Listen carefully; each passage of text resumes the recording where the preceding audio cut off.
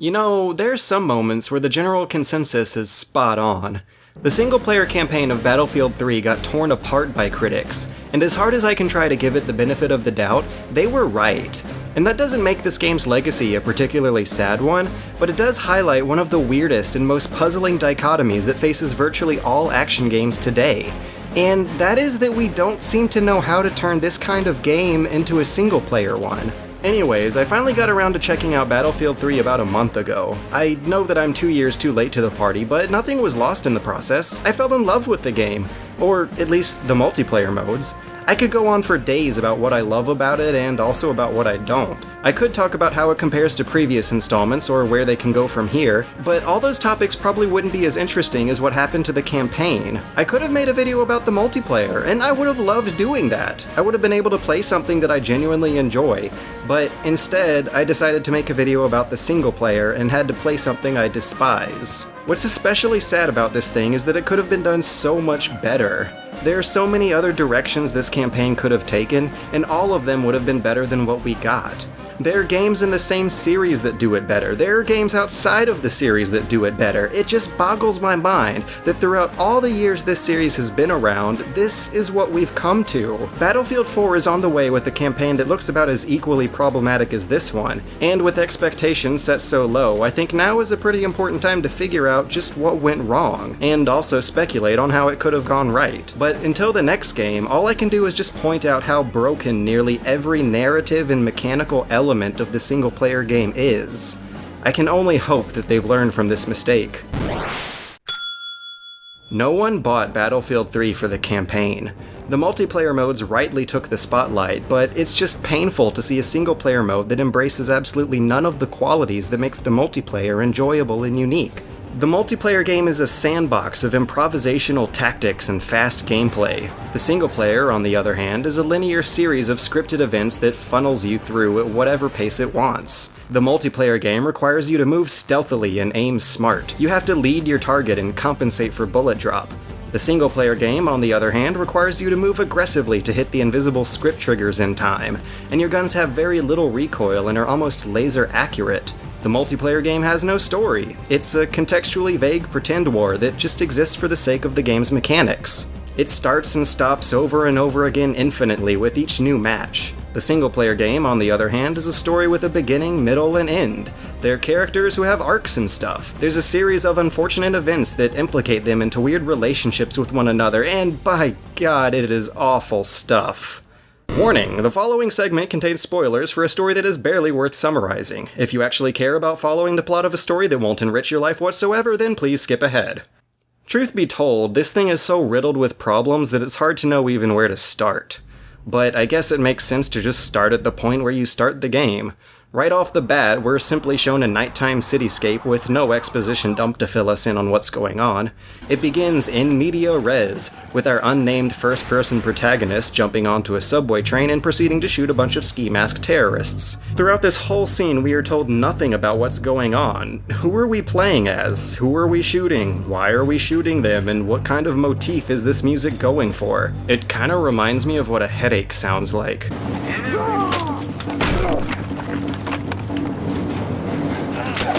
Anyways, we're driving right into the middle of things without much to really explain what's going on. Context and cliché tells us that this train's been hijacked by terrorists, but nothing in this quiet, long, drawn-out intro gives us any further details than just that. In fact, it just sours the tone for what's to come. It decides to restrict your character's movements and abilities at certain times for no reason at all. It throws the over-the-top QuickTime events at us and lets us know that enemies in the game aren't going to be any kind of a challenge. We finally catch up with the villain in charge and get an opportunity for someone in here to show some character, but it doesn't really work out that way. What are you alone? Huh? Those are the first words spoken in the entire game, and they do nothing to effectively summarize or characterize the rest of the story. In fact, as soon as they're over with, we get a loading screen. Two new characters, both of whom don't have names, are interrogating a Sergeant Blackburn who's apparently in a lot of trouble. He has intel on a terror attack that they're trying to stop. He's totally willing to cooperate, so why are they giving him such a hard time? 18 hours ago, I get a call from Homeland Security saying there's a Marine in detention I need to talk to. Some story about a terror plot in New York, and the Marine claims he has information to stop it. He doesn't know what we want to know. Wait, just hear me out. You want to bury me after, go ahead. We don't need to bury you. You're already dead. Your cooperation might even get you free of the world of crap you currently inhabit. Either these guys are just poorly written, or they can't seem to make up their minds over what they're trying to do with this guy. Anyways, as it turns out, this is yet another layer of in media res prologue that frames even more of the game inside of itself. And isn't that how Black Ops did it? At least Black Ops didn't contribute to the horrible misuse of that Johnny Cash song. God damn it, I really don't want to get tired of Johnny Cash. I love this song, but it's steadily becoming a generic American anthem. It's showing up everywhere. I will kill this girl! Biggest mistake you ever made. God's gonna cut you down. This was once a country where people made things, beautiful things. And so it is again. The new Jeep Grand Cherokee. Sooner or later, gotta cut you down. Tell them that God's gonna cut you down. Splinter Cell conviction. Copy that. Yo, does anyone else really not get what the fuck we're doing here? This guy has a point. So Blackburn is telling his angry interrogators the story of how he discovered the terrorist mastermind they're currently worried about. That is, they're worried about it in the future from this moment, but in the past of the train scene. Your guys are on their way to a city on the Iraq-Iran border where PLR soldiers are expected to be hiding out, and this is how they go about finding them. Well, end of the line. Welcome. Welcome to City 17. You have chosen, or been chosen, to relocate to one of our finest remaining urban centers.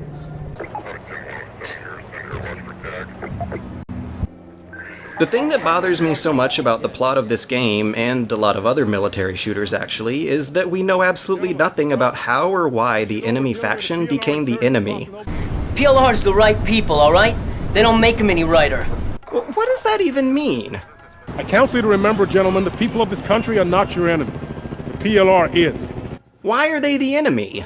I'm not kidding, there's literally no explanation throughout the entire game that explains why America is fighting the PLR. Even the wiki doesn't know. So this guy tells you that a squad has gone missing and you should go find some information that'll lead to their recovery, and wait, why are we running? I mean, they actually won't let me press the run button here for some reason, but it's still not established where your guys are going or why they're in such a hurry. I don't like this shit. Oh no, one of our dudes got shot. I'd better shoot 50 of the other dudes back. So by now, it's still not established why I should feel good about shooting down so many brown men in t-shirts when I'm clearly part of a much more aggressive and well-equipped faction who's far out of their element. There's absolutely no justification in the story behind my actions, and I'm afraid that that might have been intentional. The headache music is still going strong, and it's clear that they're going for a gritty, noisy, and quote-unquote realistic aesthetic. The problem with this is that nothing about the gameplay or its plot supports those themes. The story is a cheesy war fantasy at best, and these gunfights are absolutely ridiculous to look at. It's not like either element makes a grand statement about the horrible ambiguities of war. It's really just another kind of popcorn entertainment. And when you have such loaded imagery inside such a harmless and shallow story, it makes it harder to swallow. This campaign commits all of the deadly sins that this genre is known for. It's just full of long, linear tunnels that are disguised as cityscapes. It has infinitely spawning enemies that only stop after you hit invisible script triggers. You can't open doors, you can't walk too far away, you can only do exactly what the game wants you to do, and it's not always clear about what it wants you to do. And the gunplay is just the icing on the cake. In the multiplayer game, bullets move slow and drop fast. You have to adjust your aim to compensate for those effects, and it almost turns long-distance firefights into a ballistic puzzle that punishes you for trying to just point and click on everyone. But the single-player game actually follows a whole different set of rules. Guns work different here. The same weapons are suddenly all super accurate, and bad guys die in 1 or 2 shots. So gunfights essentially boil down to you just pointing and clicking on bad guys. Since you have such little recoil and since they have such little health, that's really all you have to do through the whole game. Just point and click on them. Point and click. Point and click. Point and click. Point and click. So you point and click your way through a couple hallways and occasionally take breaks to stand around and do absolutely nothing while other characters talk. An earthquake triggers and then the villain has his first real reveal, and this is another opportunity for him to show off some characterization and maybe explain to us what's going on. Except that doesn't really happen. Again. I let you choose. Choose. Choose what? Oh, come on. What is it? Live or die? Live or die, mister. Imshi!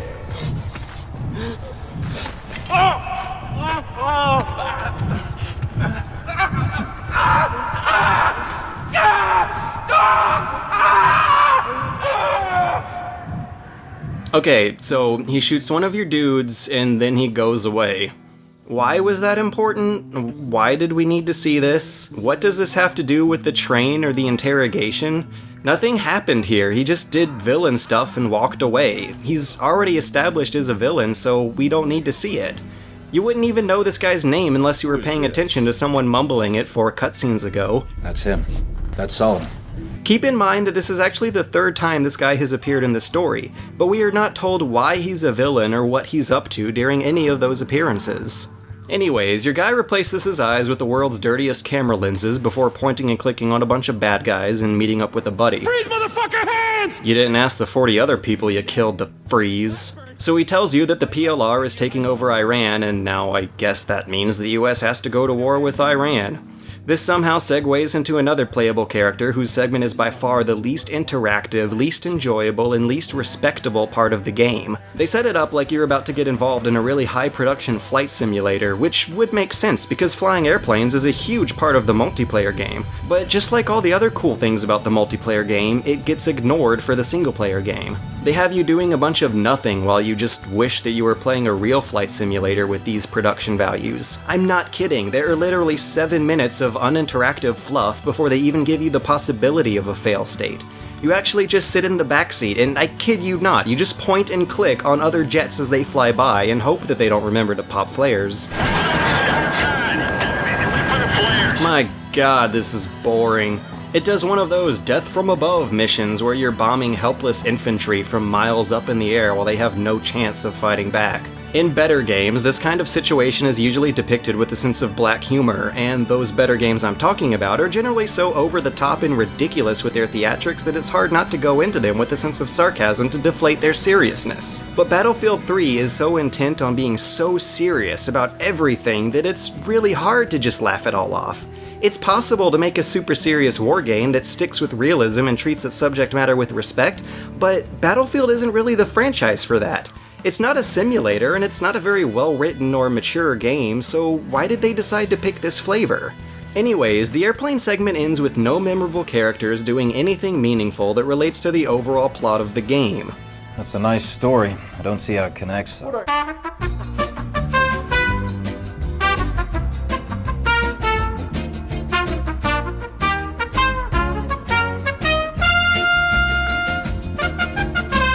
Al-Bashir was our JFK. We should have left him where he was. You remember saying that? No. Who did? I don't know. Sure you don't. I bet you don't know who shot your CO either. Oh, maybe now we get to know why he's in trouble. Fuck you. Let's not forget the nature of a little interaction here. This is not a trial. You are guilty. Oh, I guess we're still not allowed to know why he's in trouble. So now that Iran has been taken over by the PLR, and since America hates the PLR for some reason, we invade Tehran and try to find the military leader of the PLR. The first step is looking for intel to his whereabouts by breaking and entering into people's apartments. At some point, and it's not clear when or why, the next target building becomes a bank. You find a case of missing nukes at the bottom of the bank, and there we go! Finally, a plot device! So bad guys have nukes and you gotta get them back. I mean, as far as video game plots go, that's about as basic as you're ever gonna get, but it's better than nothing, and it at least makes more sense than the plot of Zardoz. But we're 2 hours into this 5-hour plot. The fact that the stakes are only raised just now highlights the fact that everything earlier was just window dressing. No wonder all this stuff earlier felt so ambiguous and vague. There were no stakes, there was no plot device to chase after, we had no reason to hate the bad guys and no reason to root for the good guys. There was no reason to care about anything going on. But then the game goes out of its way yet again to show how non-linear this plot is. It fast forwards in time from finding the nuke, but back in time from the train and the interrogation to have us play as a Russian GRU agent who's trying to stop one of the missing nukes from detonating in Paris. So you chase the bomber out into the streets and oh god, the game makes you shoot cops. I guess these guys must be on a super duper secret mission that no one knows about, but I have to question why. This is a global emergency. Both you and the cops are chasing after the same guy, so, like, why was there no effort to communicate that fact?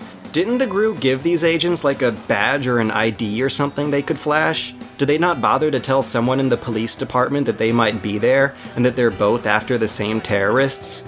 Did they not worry about the police shooting down the wrong guys?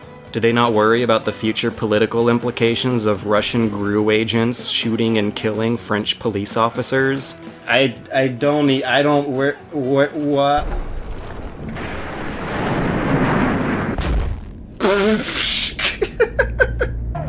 Oh, wait, no. Okay, I'm supposed to feel bad right now? I don't know who this guy is or why I should care. He just showed up 15 minutes ago. Oh, right, he's Vladimir. You can tell not because he told you or because he's a memorable character, but because his name hovers.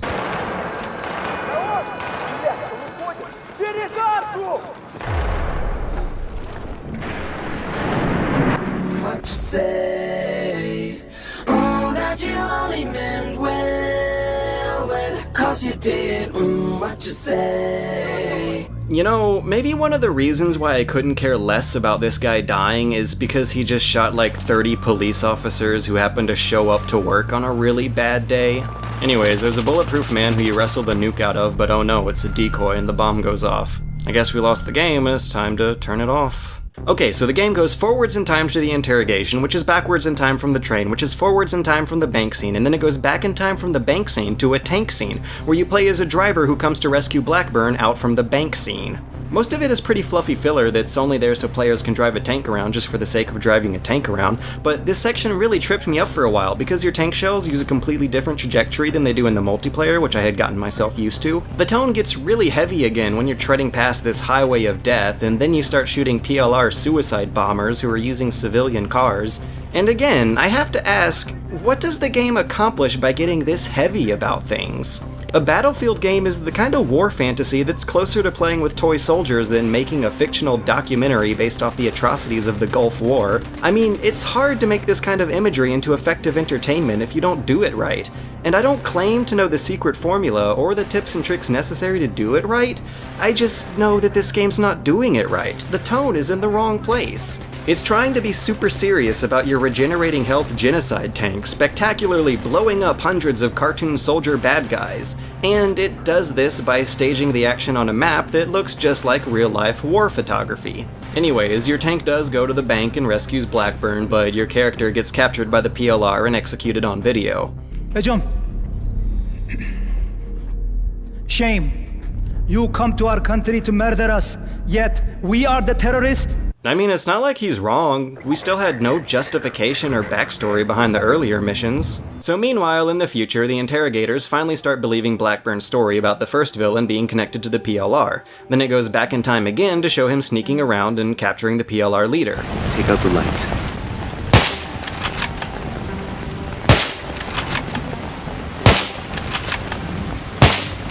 Nice shot. It's all making sense now. Cole's trying to personally bring in al-Bashir. The guy's been stuck as a captain for years. Wait, who's Cole? Is he talking about— oh, there's Cole. You can tell because his name hovers. Wait, I was supposed to remember this guy? He hasn't been important this whole time. He last showed up like 3 hours earlier, and now suddenly he becomes a reluctant antagonist?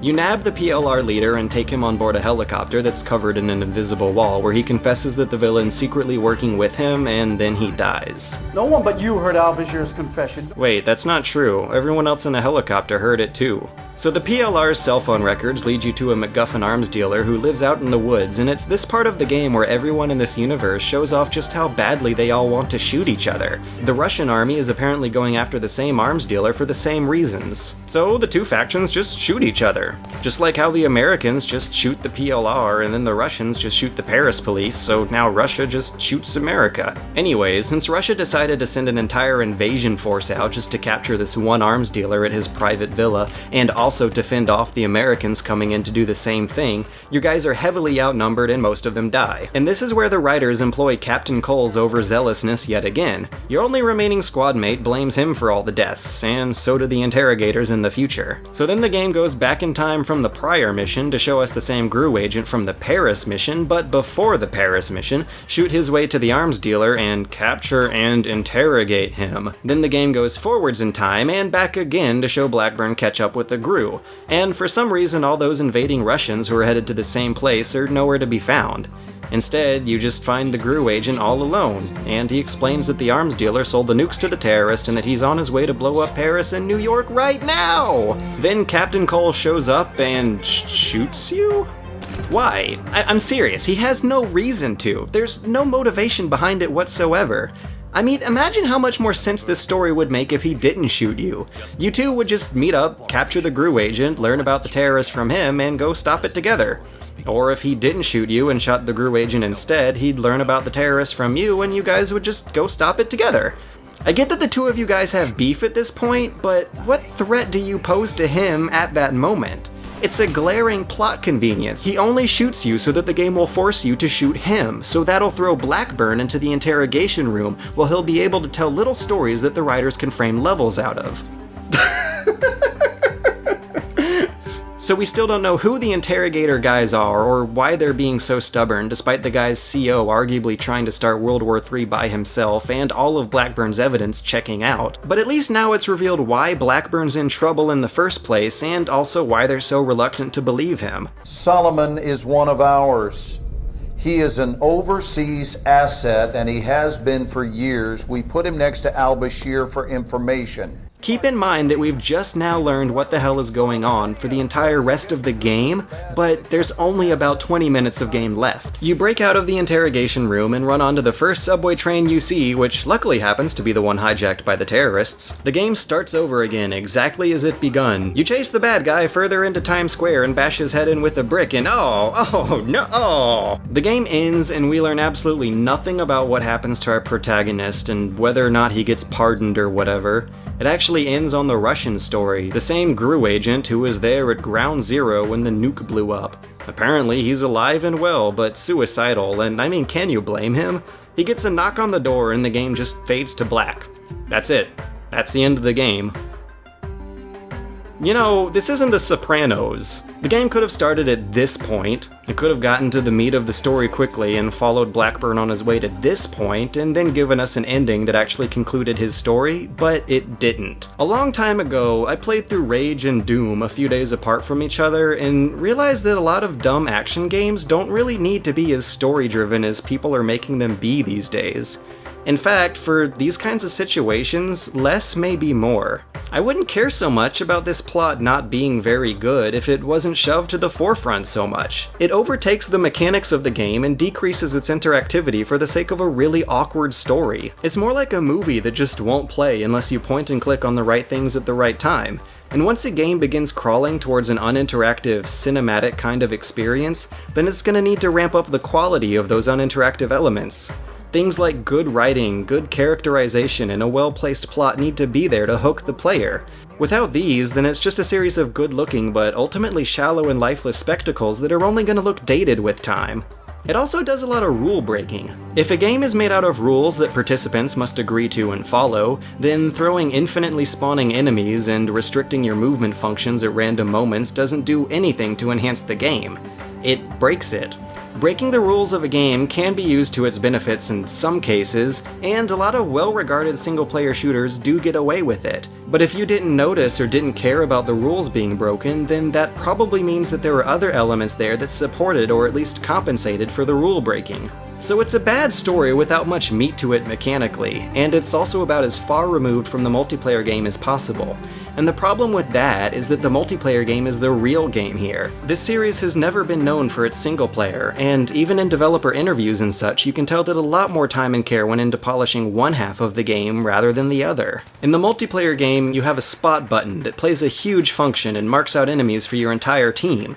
And since enemies can do that to you too, then that means that everyone has to move kind of stealthily. You have to hide in bushes and try to use camouflage and whatnot. Your big chunky character model can poke out of cover and expose limbs to enemies, so you have to be really aware of your surroundings and also of your own character's dimensions. But in the single player game, you're a small floating camera and you can cramp yourself into the smallest corners possible. All of the enemies seem to know exactly where you are as soon as you pop out of cover, which makes gunfights more about quickly shooting one enemy after the other before your damage meter fills up. On the multiplayer side, gunfights are more about sneaking around and pestering groups of enemies from their flanks. In the multiplayer game, there are also ways to rack up points through purely non-combat roles, like the medic and the engineer, but those abilities are completely absent from the single-player game. In the multiplayer game, you have to run around a wide-open sandbox map and capture strategic points using a mix of vehicles and infantry tactics. You're free to experiment with a lot of these variables and try all sorts of different approaches. You even get to fly an airplane. So my question is, why does this half of the game play and feel like the exact opposite of the other half? It's not like they're two sides to the same coin. These are two legitimately different game systems, and they stand in stark contrast to one another. Sure, the engine and the assets are the same, but that stuff is only skin deep, and the wealth of mechanical differences between the two is a testament to that. They don't complement each other. If the multiplayer is the real meat and potatoes of Battlefield 3, then they could have turned the single player into a helpful tutorial or something to get players ready for it. They could have at least kept the ballistics the same. That would mean that you wouldn't have to relearn how guns work when you click a few menus over and play the multiplayer. Even such a small little tweak as that would have gone a long way towards making the single player at least useful, if not any more well written or enjoyable. There are hundreds of little things they could have done. A long time ago, the only single-player mode that Battlefield games had was a bot match. That is, it was the same game as multiplayer, but with AI opponents instead of humans. And even that was more fun than this. Over the past few installments, the campaigns of these games have been increasingly scripted to the point where they hardly resemble a Battlefield game anymore. The first Bad Company campaign tried to be a bit sandboxy, with wide-open non-linear maps that required a lot of driving. The second Bad Company game made things a lot more linear, and whenever you were in a vehicle, it just turned into a rail shooter. But at least you could blow holes in walls and tackle things from different angles. The tone got way more serious, but you at least had actual characters with actual personalities. And I mean, I wasn't a fan of that campaign either, but by God, I didn't know how much worse things could actually get. It's sad because this campaign forfeits everything that made the multiplayer fun in order to compete with Call of Duty. It really does play like a worse version of Black Ops, and I mean, trying to be the king of highly scripted single-player campaigns isn't exactly something to write home about. People don't buy these games for the single player, but they always have an expensive, gratuitous, and linear campaign tacked on. And that doesn't have to be a bad thing. That can be an opportunity to further embrace the qualities of Battlefield as a different kind of game than Call of Duty. They could have made the single player a series of big, fun, sandboxy battles that the game is actually known for. They could have used it to create a well-developed tutorial designed to train players for the multiplayer. They could have even taken advantage of the limitations of single player and come up with some mechanics that don't really work in multiplayer. Way back in 2006, there was an early 7th gen Battlefield game called Modern Combat. Sound familiar? It played like an FPS version of Driver San Francisco. It had this mechanic going on where you could swoop around the battlefield, controlling different soldiers in different places, and that was a brilliant idea.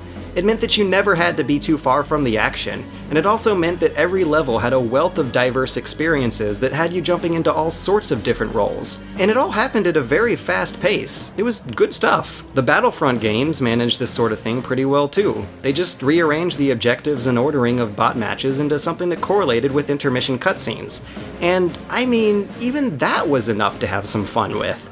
But for Battlefield, there's a very robust and interesting system going on in the multiplayer that's worth having some alone time with. It would at least be useful for learning how to fly without crashing and angering other actual players. For all the time, money, and energy that was spent on this thing, they just made a worse alternative version of Call of Duty. But if they really wanted to compete, then they could have made this campaign an alternative to Call of Duty. If you're going down the road of bland copycat modern military shooters, then it's probably important to embrace as much creativity as this limited format allows. But they didn't do that.